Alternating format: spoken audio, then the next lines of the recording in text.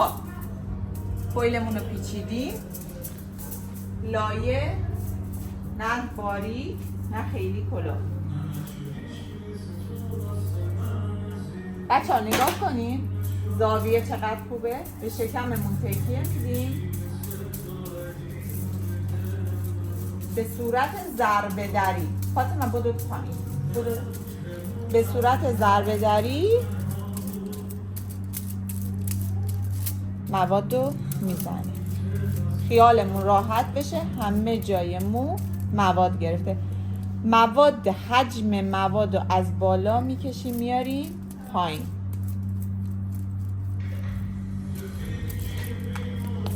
طریقه فویل بستن بچه ها، هوای فویل باید کاملا خالی بشه تا بالا.